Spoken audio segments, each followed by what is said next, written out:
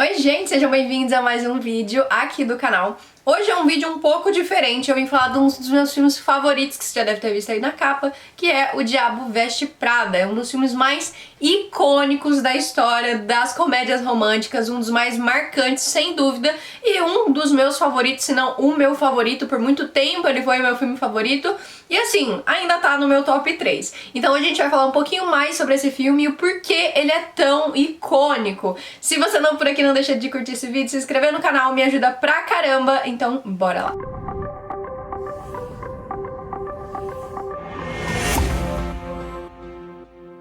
Tem certos filmes que às vezes o tempo passa e quando você vai reassistir ele, você fica tipo, não era tão legal assim, ou tinha coisas que não funcionavam, ou tem coisas que funcionam naquela época e hoje em dia não funcionam mais. Recentemente eu revi O Diabo Veste Prada e o quão feliz eu tô em falar que esse não é o caso desse filme. É claro que aqui a gente tem vários closes errados ou percepções de mundo, né, essa coisa das pessoas magras e de mundo da moda, que hoje em dia foi um pouco quebrado, embora o mundo da moda ainda seja realmente mais ou menos a mesma coisa, muitos padrões ainda não foram quebrados a respeito do mundo da moda em específico, mas esses detalhes vão ser deixados de lado nesse vídeo porque o filme é realmente um ícone e hoje eu vou falar só das coisas positivas a respeito dele.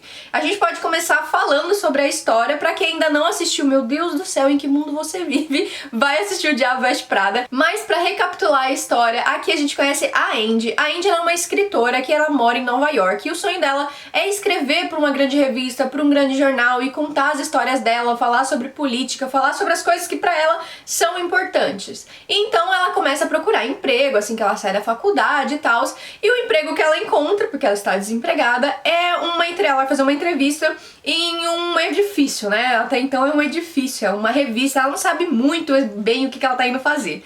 E quando ela chega lá, ela se depara com a Emily. E a Emily é uma assistente de uma mulher chamada Miranda Priestly, a nossa iconic Miranda Priestly. Quem nunca viu, recebeu ou já viu essa cena do olhar, assim?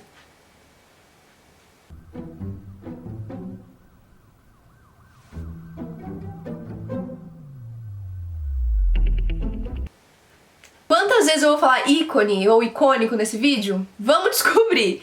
Então ela começa a trabalhar nessa empresa depois de ela ser admitida de uma forma um pouco diferente, porque ninguém nunca parece estar à altura das assistentes de uma pessoa que vá ser assistente da Miranda Priestly. E ela acaba surpreendendo a própria Miranda que entrevista ela. E a Miranda é uma mulher que desde o princípio, desde o primeiro momento antes da gente ver ela, a gente já tem aquela cena icônica de todo mundo correndo e trocando sapato e jogando comida fora e não sei o que é realmente uma cena assim, memorável. Vou ficar repetindo isso durante todo o vídeo, talvez. Mas é realmente uma cena muito que a gente lembra, né? Realmente memorável. Que é aquela coisa de todo mundo com medo, antes mesmo dela aparecer, da gente ver, de só ver o salto alto dela, a gente já vê todo o rebuliço que ela causa e a gente já imagina, poxa, essa mulher deve ser pica. E realmente ela é muito empoderada, ela chega a ser até um pouco cruel às vezes, embora isso seja explicado ao longo do filme. E aí ao longo de todos esses minutos que vão desenrolando mais a história da Andy, ela se adaptando a essa revista, a gente começa a ver a Andy se mudando, ela começa a usar as roupas dessas meninas, essas roupas mais na moda, para de usar os moletons, e mais pra frente, mais pro finalzinho do filme, inclusive, a gente descobre que ela tava fazendo, não uma dieta, mas que ela emagreceu bastante, e aí pode ou não ter a ver com se encaixar nesse padrão, a gente não sabe porque não é citado, ela só fala que ela emagreceu, agora a gente não sabe se ela queria realmente emagrecer ou se ela emagreceu só por trabalhar na revista, então ficou meio em aberto. Mas eu acredito que talvez tenha sido sim a intenção dela, já que ela tava se mudando tanto.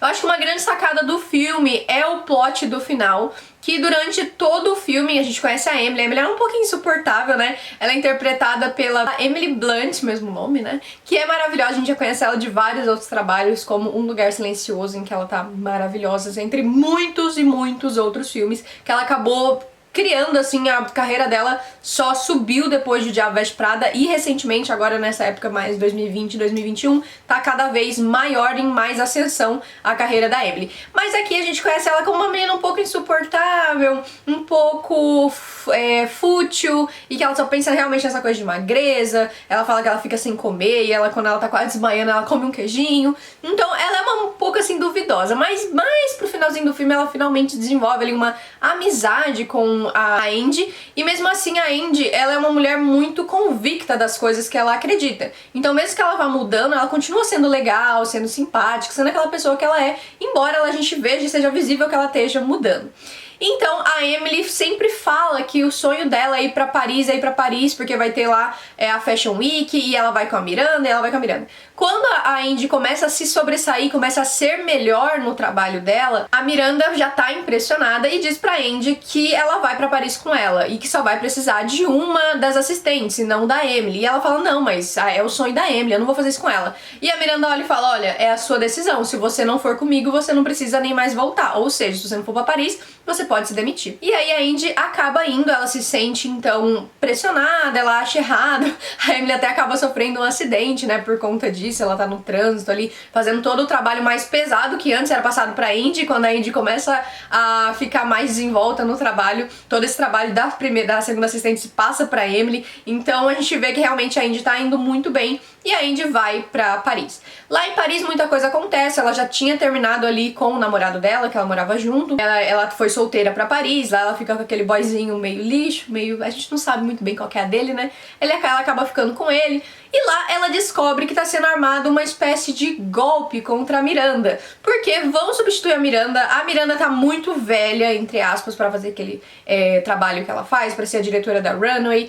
Então eles estão querendo trocar ela por uma mulher chamada Jacqueline Foley, que é uma mulher mais jovem, que vem daí da Runway francesa.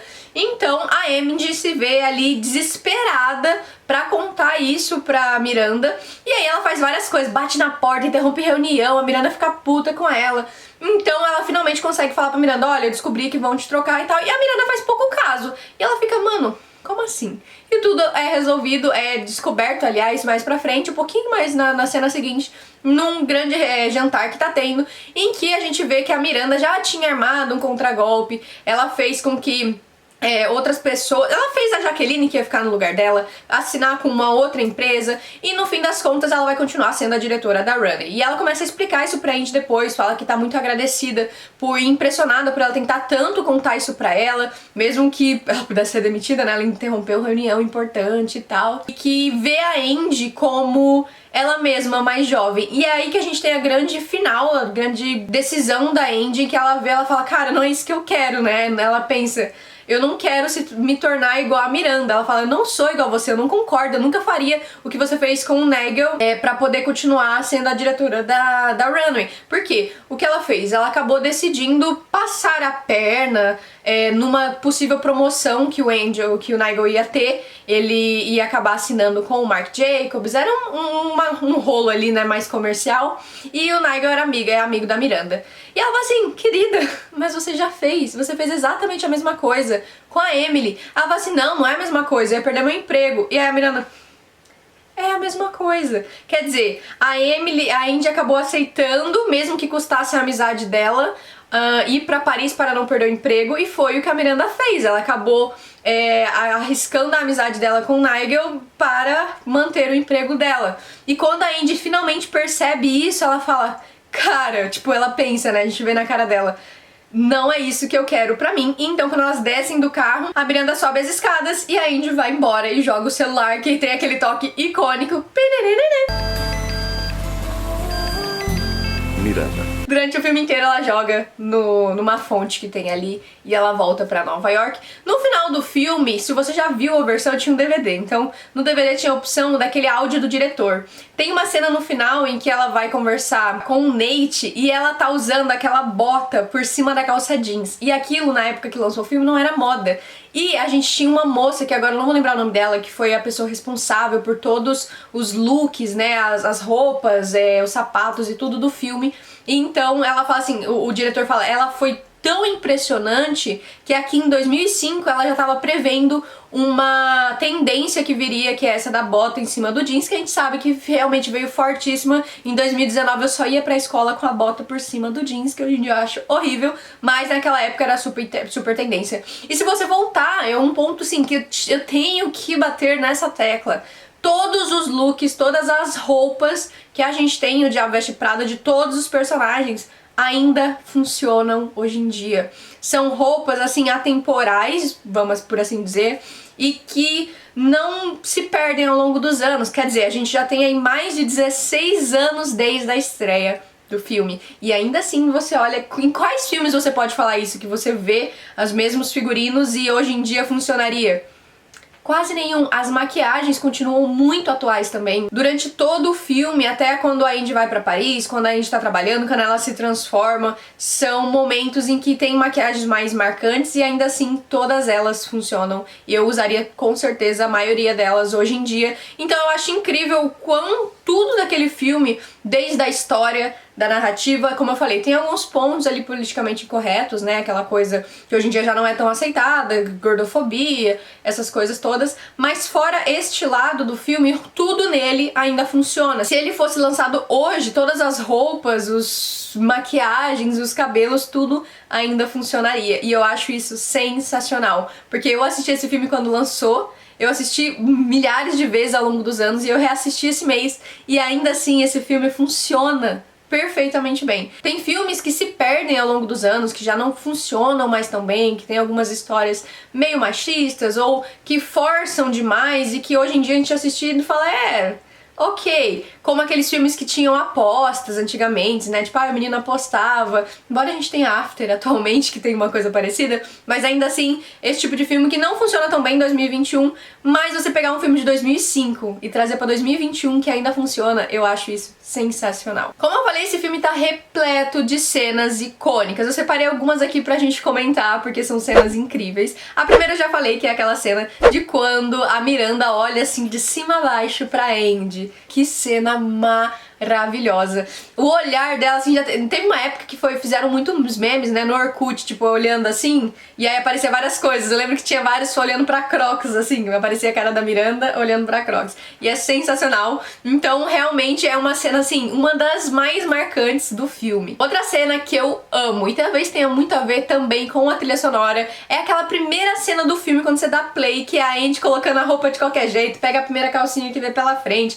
passa só um negócio assim, um batonzinho na boca e já tá pronta. E aí aparece um paralelo com as outras meninas, né, que trabalham ali na runway, colocando salto, meia calça, escolhendo uma calcinha bem bonitinha, passando um monte de maquiagem enquanto ela tá fazendo tudo meio que de qualquer jeito. E aí a gente sabe que mais pra frente esse jogo vira, não é mesmo? Mas até então a gente começa vendo o quão diferente a Indy é dessas outras meninas e a gente vê que mais pra frente ela acaba se tornando uma menina muito parecida com essas que a gente vê no começo. Então ao longo do filme é muito legal ver isso, esses paralelos de no começo a diferença entre as duas e depois as duas assim, os dois tipos de mulher e depois quem ela vai se tornando. E isso não quer dizer que seja negativo ou positivo, ela ser uma pessoa mais prática ou ela ser uma dessas meninas da moda, tá? Eu só tô contando o que acontece realmente ao longo do filme.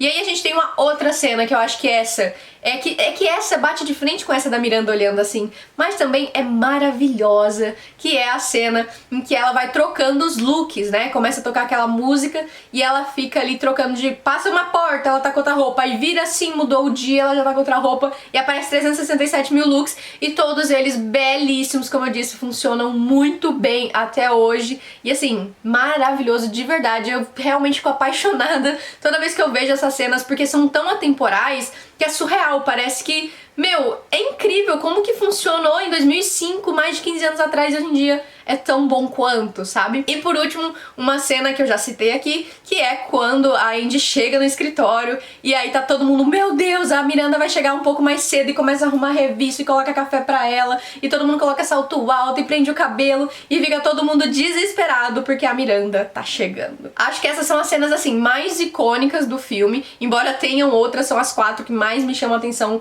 de longe dentro do filme. E a gente também tem alguns pontos não tão legais sobre o filme, mas eu vou passar rápido por isso, porque como eu falei, o objetivo não é esse, o objetivo é enaltecer esse filme, mas tem umas coisas que não fazem tanto sentido assim.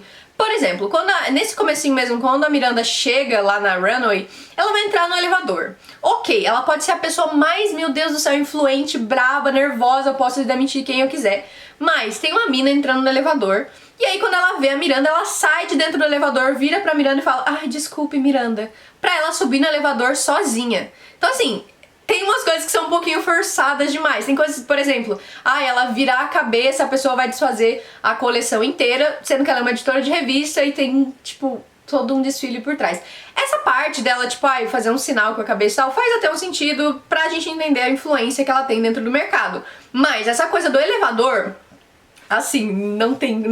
É muito pesado, assim, muito forçado pra mim, eu acho. Mas ainda assim a gente releva pra tentar entender realmente, como eu disse, a influência que ela tem, o medo, como as pessoas temem o poder dela. Inclusive tem uma cena no filme mais pra frente que a Indy fala: se ela fosse um homem, todo mundo ia falar que ela é genial. Quando a gente vê que realmente, talvez a questão de você dar poder pra uma mulher e as pessoas verem ela como uma megera seja mais uma coisa patriarcal, sabe? Que a gente sempre foi imposto, sempre o homem pode ser firme, pode ser forte, pode ser arrogante, e quando a gente vê uma mulher nesse cenário de poder, ela é megera. Então acho que eu entendo essa reflexão e não acho a Miranda tão ruim assim. Acho que tem cenas que ela se passa, como por exemplo essa do elevador, eu acho bizarra, e também tem outras cenas em que ela é cruel sem necessidade, mas ainda assim eu entendo muito bem a forma que ela trabalha, e talvez alguns anos atrás eu achasse ela demais, mas hoje em dia eu acho ela só icônica e simplesmente icônica. Outra cena também que é meio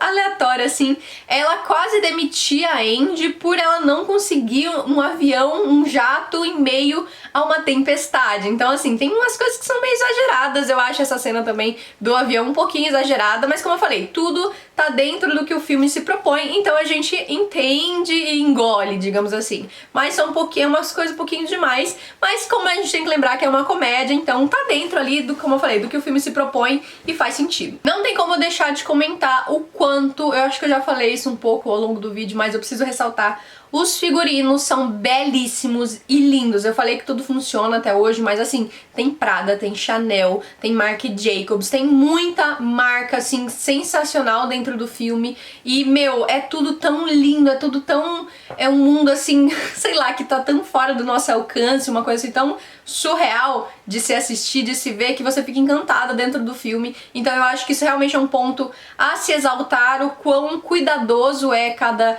roupa, enfim, cada artigo ali que eles colocam de material, né, de Chanel, como eu falei, Chanel, Dior, enfim, todas essas marcas luxuosas, assim, Clinique e tal.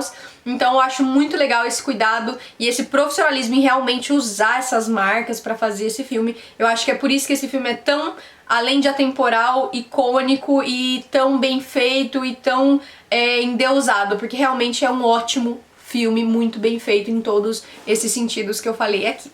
E pra finalizar, a gente sabe que a Indy tinha terminado então com o Nate, e aí eles deram um tempo, ela foi pra Paris, ficou com o carinha, descobriu que ele era meio mau caráter, aconteceu tudo aquilo, ela acabou se desentendendo com a Miranda, voltou pra Nova York, e lá ela tenta fazer as pazes com o Nate, eles acabam se voltando lá o relacionamento dele, ele conseguiu um novo emprego, e aí eles começam, tem todo aquele constrangimento, sabe, aquela conversa meio constrangida, e eu acho tão real, tipo, você termina com seu boy, aí você quer voltar com ele, e fica aquele meio constrangimento, por mais que vocês dormiam junto, moravam junto, ainda fica aquela coisa meio constrangedora, e eu acho que o filme passa isso numa beldade, um exagero de realidade, sabe? Um exagero de verdade, e eu consigo me ver ali, uma coisa acontecendo, tipo, comigo, sabe? Você realmente mora, você vive com a pessoa, e aí você ainda fica constrangida quando você quer falar com ela, vocês querem voltar, fica toda aquela tensão no ar, e eu acho genial todos esses pequenos reais detalhes, mesmo que a gente esteja num mundo talvez um pouco até surreal, ainda assim se mantém muito pé no chão. E eu queria muito vir falar sobre esse filme aqui com vocês, relembrar um pouquinho dele, porque não tem como deixar passar batido um filme tão bom num canal que fala de filmes e séries. Eu acho que a gente tem que falar que tanto a Anne Hathaway como a Meryl Streep, a Emily Blunt estão maravilhosas nesse filme, assim, foi com certeza um dos filmes que deu pontapé, tanto pra Anne Hathaway, que já era famosa na época, mas pro resto do que seria a carreira dela até hoje, uma atriz incrível até hoje. A Emily nem se fala, ela praticamente começou nesse filme e a carreira dela só guinou, tanto que ela saiu até da comédia e foi pra outros gêneros como suspense, terror e tal, e aí ela tá maravilhosa até hoje. Então não tem como não falar que realmente o Diabo Veste Prada não mudou a vida delas. A Meryl Streep já era muito famosa, mas esse papel com certeza é um dos mais marcantes da carreira dela, é um dos mais lembrados até hoje. Então realmente o Diabo Veste Prada marcou uma geração, marcou uma era, pelo menos marcou a minha. Eu quero que você comente aqui pra mim se você gostava de Diabo Veste Prada, se você reassistiu recentemente e o que você achou reassistindo agora, se você concorda com as minhas opiniões ou se você gostaria de pontuar alguma coisa. Não deixa de curtir esse vídeo e se inscrever no canal se você é novo por aqui. Um beijo no seu coração, fiquem com Deus, até o nosso próximo vídeo. Tchau!